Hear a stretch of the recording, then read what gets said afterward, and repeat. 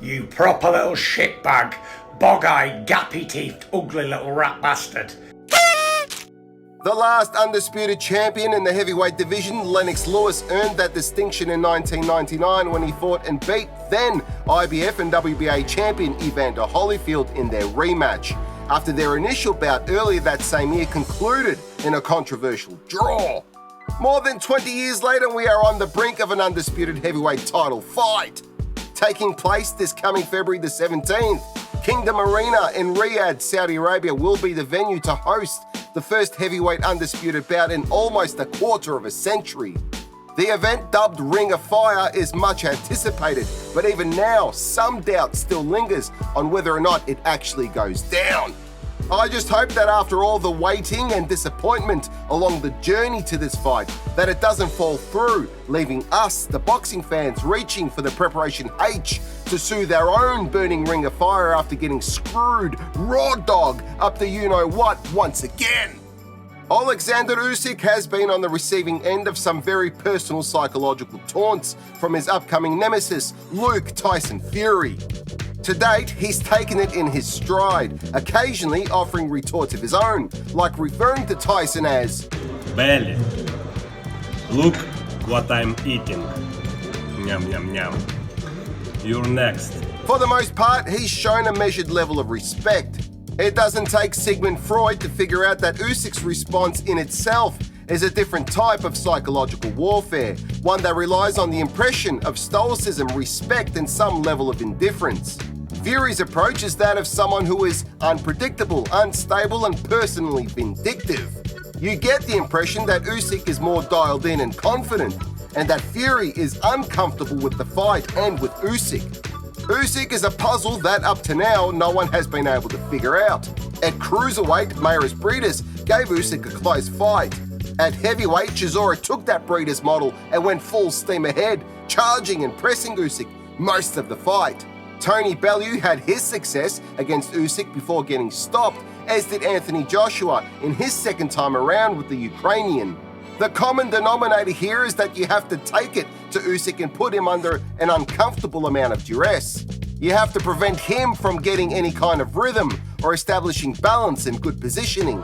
The onus is on you as Usyk's opponent to detect the range that makes him most uncomfortable and exploit it.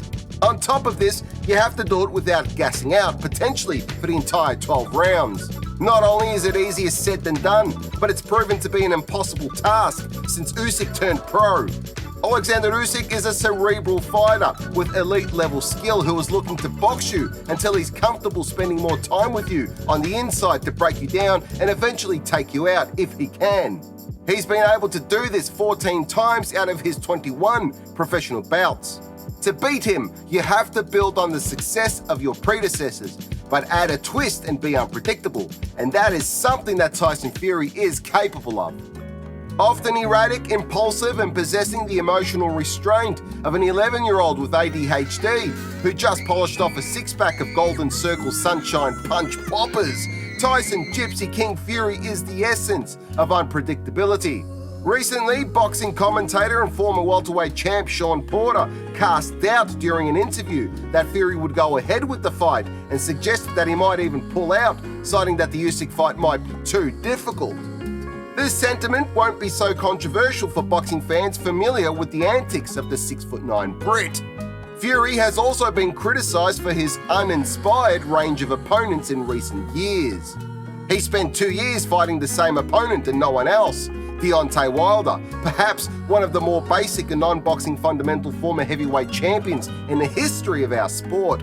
Afterwards, Fury faced two faded challengers, Dillian Whyte and Derek Chisora. Fury then fought a literal first-time professional boxer, Francis Ngannou, who almost knocked Fury out before Fury went on to scrape a split decision win. Tyson has had a few narrow escapes in the ring. If he wants to avoid that again, then focusing on the task ahead is his only option. Fury has talked about not caring about belts and undisputed and so on before, but he's here now and he's signed on to fight. Pulling out should be unthinkable and no doubt legally a very costly thing to do. I don't actually think that he will pull out, and right now fighting and beating Usyk is all that should matter. Clearly, height and reach will be an advantage for Tyson, and he can opt to keep Usyk at the end of his jab all night and immediately smother and tangle Usyk up like a horny octopus each and every time Usyk finds a way in. Holding on to and leaning on Usyk with all his weight for as long as the ref allows him to get away with it is also a viable option for Tyson. The fact is, even with Fury's reach, you can't just box Usyk from distance. He's too nimble. Instead, Fury should use his reach both in stride and arm reach to shrink the ring for Usyk, getting in close and make it ugly, messy, and impossible for Usyk to get any kind of rhythm going. I say jab, spoil, hook any lateral movement, and spoil some more, even if the fans disapprove. If I'm wrong, I'm happy to eat a chip bag full of sun-dried skin tags, but I think Fury is quite good at mind games against most opponents, and his mind games with Usyk might have started long before. Is the undisputed fight on? Is it off? Delay after delay, and so on. Perhaps all to mess with Usyk. But I don't think it worked. Usyk is a special breed of fighter and a consummate professional who meticulously prepares for each fight. Fury can make the fight ugly and scrape it on points, maybe, but I'm betting that the judges will side with the fighter producing the more cleaner, effective and attractive work. I think this will be Usyk. A thought did come to me that Fury might even quit on the stool mid to late rounds. However, I'll play it safe and say that Usyk wins by majority decision. Thank you for watching Pound for Pound TV. Please remember to subscribe and hit that notification bell for future updates. See you in the next one. Check out our Patreon page to become a Patreon family member where you'll receive some cool perks. If you're looking for some new threads, we've got t-shirts, hoodies, and much, much more. So head on over to our Michael Akobi Pound for Pound TV stores. They can be found on Redbubble and Spreadshop. Join me on my travels and head on over to my other YouTube channel titled Barefoot and Free. There you can follow me as I traverse the many parts of our planet and occasionally get into a spot of bother. Nonetheless, it's always fun and entertaining. If you're struggling with some of life's obstacles and challenges, my book How to Get Out of Life Traps might just be the answer that you're looking for to help guide you through the difficult times. It's helped many get past some of their darkest moments, and it might do the same to you.